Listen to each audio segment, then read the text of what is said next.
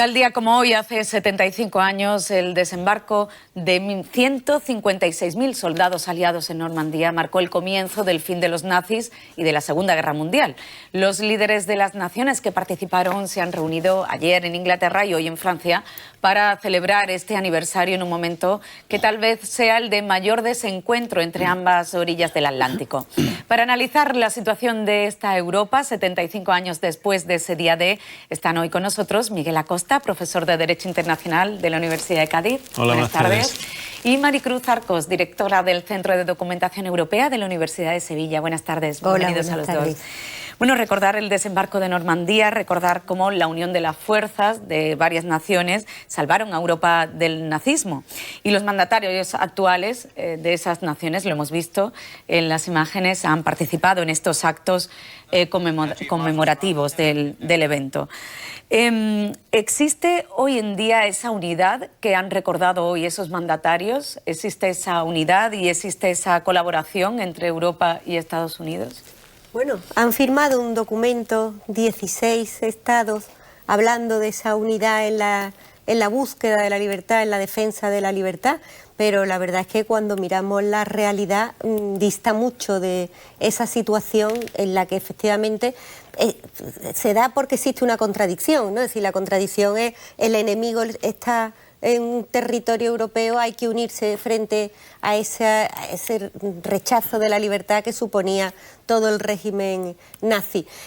Pero bueno, ahora sin esas contradicciones a lo mejor hay veces que se nos olvida que si no es unidos no podemos conseguir esa lucha por la libertad, y creo que Macron ha sido suficientemente claro en el discurso a Trump, ¿no? Bueno, el discurso a todos, pero fundamentalmente dirigiéndose a Trump, como señalabas en el inicio, ¿no? Nunca ha sido América más grande que cuando lucha por la libertad de los demás. Olvidémonos de ese egoísmo de luchar cada uno por lo nuestro, por nuestra posición, y seamos capaces de luchar por el bien común. Eso global common que ahora se nos llena la boca hablando es precisamente lo que estamos festejando ahora. Es irónico desde mi punto de vista cómo hace 75 años los estados se unieron para luchar contra el populismo, contra el nacionalismo, y 75 años después actualmente acuden para celebrar la efeméride. Resulta que la gran potencia está promulgando precisamente esas señas de identidad que hace 75 años estaban luchando. El ejemplo más claro es Trump y el discurso de esta mañana, que, bueno, desde mi punto de vista, incluso discriminatorio, a efectos de infravalorar el esfuerzo que hicieron otros países, porque únicamente era una visión unilateral y que prácticamente la victoria y todo el desembarco había sido originado gracias al esfuerzo de Estados Unidos y todo lo que eso conllevó posteriormente. Simplemente quien haya tenido la ocasión, como lo he comentado antes de comenzar el programa, de visitar Omaha Beach, pues verá que el mayor cementerio que existe a pie de playa no es el americano, si no recuerdo mal, es el polaco, aparte del alemán, con lo cual eso ya da cierta referencia de la gran cantidad de nacionalidades que participaron ahí y que Estados Unidos era una más, quizás con una mayor contribución por el peso que tenía en ese momento, porque también es verdad que entró mucho más tarde en el conflicto armado, pero que eso evidentemente no debe olvidar que esto fue un esfuerzo multilateral contra los populismos. Eso Trump debería darse cuenta y actuar en consecuencia. Ya ha respondido Putin inmediatamente diciendo, no, la victoria frente al nazismo fue de la Unión Soviética, que estaba en el otro frente, que por eso no nos habéis invitado. Yo todos los años pienso, cuando celebran Normandía, que es un error no invitar a los representantes de la Unión Soviética, que efectivamente hace 75 años no estuvieron allí, pero porque estaban ocupándose del otro lado, pero en realidad todos estaban luchando por los mismos ideales, por los mismos intereses, y creo que sería interesante, y más en un momento tan delicado como tiene ahora mismo Rusia, el atraerlos hacia esta forma de pensar, ¿no? O quizás incluso celebrar o dar mayor bombo y platillo a la conmemoración de la victoria del Frente Oriental, ¿no? Claro. Quizás para compensar. En cualquier caso, lo que se conmemora es ese espíritu de colaboración, de unión de las fuerzas, y que, bueno, que dio origen también a que la comunidad internacional se organizara en Naciones Unidas y en Europa también el germen de la Unión Europea. Precisamente el Reino Unido, que ha sido uno de los dos países anfitriones de estos actos de homenaje, se marcha de la Unión Europea. Es un poco paradójico, ¿no? Bueno, ellos siempre, si el Reino Unido siempre... Está por ver Está todavía. por ver que se marchó, ¿no? Comentándolo a la entrada del programa, Está por decíamos que el culebrón del Brexit me parece a mí que dura... Va a dar para mucho, me parece. dura Habrá todavía. muchos más Después de capítulos. verano veremos de nuevo, me parece. Pero bueno, ellos mantienen que Europa no es solamente la Unión Europea. Y la verdad es que, pues, efectivamente, Europa también es el Consejo de Europa, la Europa de las libertades, la Europa de los derechos, la Europa que empieza a organizarse justo después de la Segunda Guerra Mundial, es la del Consejo de Europa, donde afortunadamente todavía parece que siguen. Respecto a la Unión Europea, pues estoy con Miguel Acosta. Todavía está por ver que se vayan o no. Habrá que ver qué pasa una vez que presente su dimisión la señora May, que estaba previsto para mañana viernes. Si efectivamente eso sirve para algo. Parece que, al menos desde mi perspectiva, la solución es muy mala una vez que se vaya la señora May, ¿no? La señora May era como la única esperanza de poder reconducir esas tensiones dentro de los conservadores hacia un acuerdo razonable de salida, que era una salida, no era una buena solución, pero era una salida ordenada. Ahora ya es salida caótica, ¿no? Porque si no hay aprobación del acuerdo, no queda... Ahora hay que ver de todos modos quién será el nuevo primer ministro, nueva primer ministro. Quien tiene quizás más posibilidades es Boris Johnson, que sería la peor de las posibles noticias. Si bien es verdad que Boris Johnson al parecer está dentro de un proceso judicial por haber mentido durante la campaña siendo alcalde de Londres, que le puede quitar rédito a la hora de ser elegido. En cualquier caso, yo creo que lo que más hay que destacar, por supuesto dentro de lo que es la crítica desde un punto de vista político, es la intromisión clara que está haciendo Trump con algunas declaraciones, incluso de intromisión en la política exterior de Reino Unido, porque él lo que pretende, además con total claridad, es bombardear cualquier proceso de negociación, que haya un Brexit duro y colocar a Estados Unidos. Sí, ha sido como, una visita de Estado al Reino Unido muy esperada y muy polémica.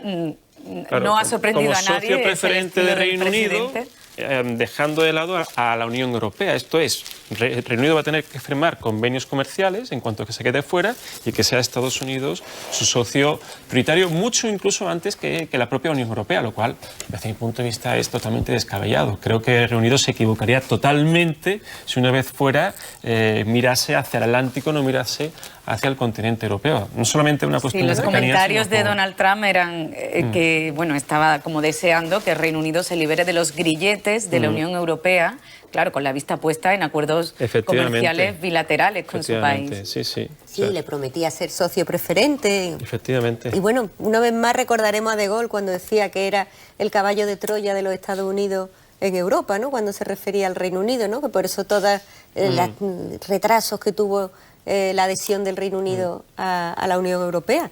Pues, es curioso, de todos modos, cómo en Reino Unido, por lo menos a mí no he encontrado ninguna referencia de crítica o protesta por esas palabras de Donald Trump. Bueno, ha habido protestas en la calle. Sí, protestas sociales, incluso encabezadas por Corbyn, pero no digamos una declaración oficial. No, declaración oficial no, pero... me ha sorprendido, la verdad. La información que publicó The Guardian al día siguiente de la visita de Trump, a mí me hacía pensar que no estaba entendiendo bien lo que estaba leyendo, ¿no? Porque, bueno, pues viva la libertad de prensa, si se puede publicar todo esto, o si efectivamente refleja una realidad, ¿no? Que, bueno, pues, creo que alguna crítica velada sí que ha habido. Ahora, efectivamente, no ha habido una declaración oficial diciendo está usted interfiriendo en asuntos internos, ¿no? Que, claro. A lo mejor están prometiéndole tantas cosas que es preferible. Lo cual me parece muy grave, de todos modos, ¿no? Ese silencio británico.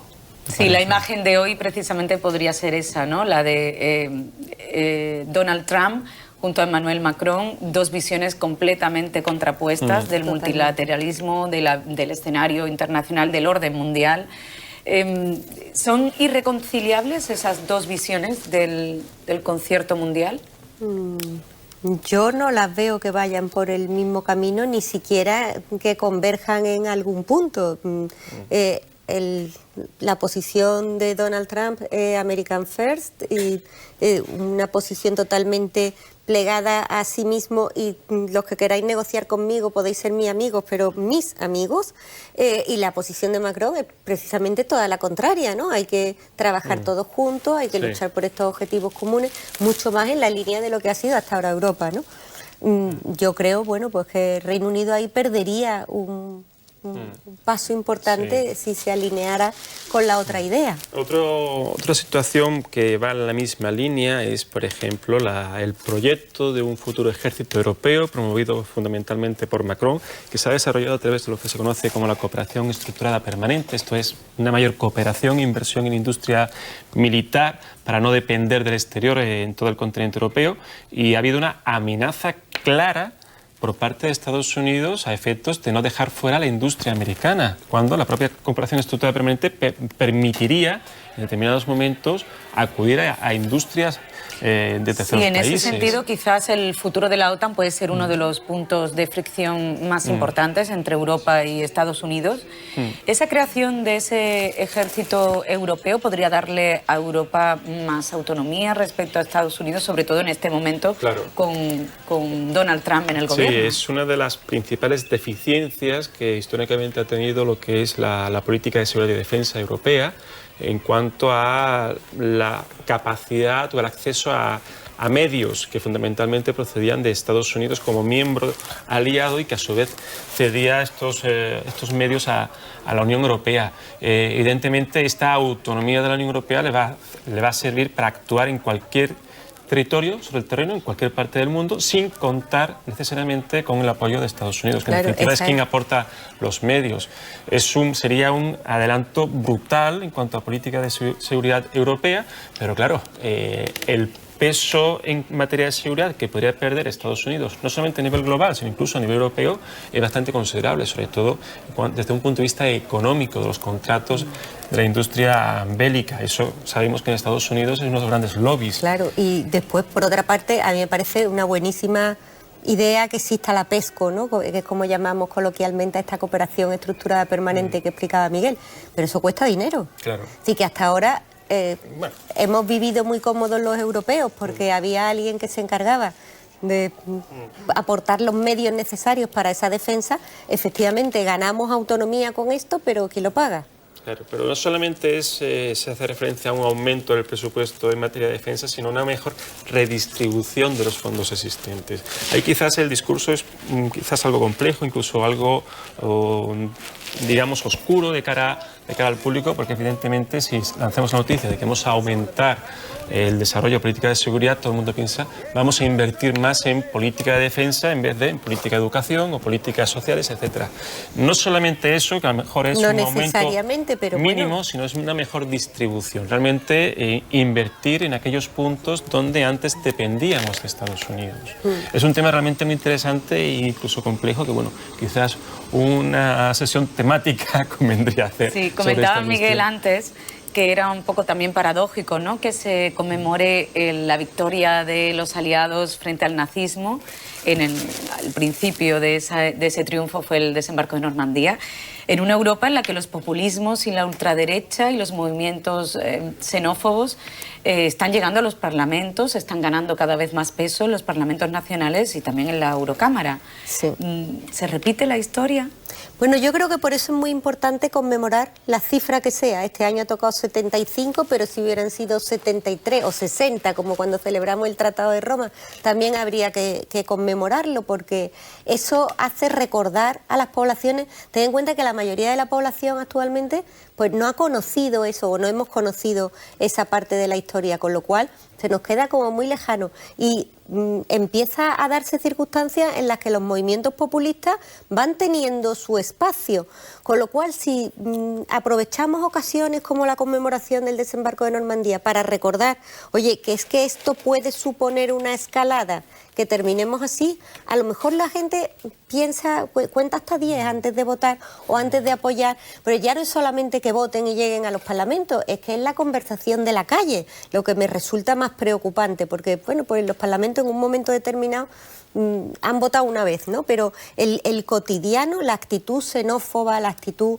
egoísta que te encuentras en la gente de la calle, pero todo en estudiantes universitarios, en la cola del supermercado, en cualquier sitio, te encuentras esa actitud que yo creo que es muy peligrosa. Y hay que recordar que nos puede llevar a conclusiones pésimas, ¿no? En cualquier caso, yo creo que no podemos comparar 1945 con 2019. Es decir, la sociedad ha evolucionado, hay un acceso a la información mucho mayor que existía hace 75 años.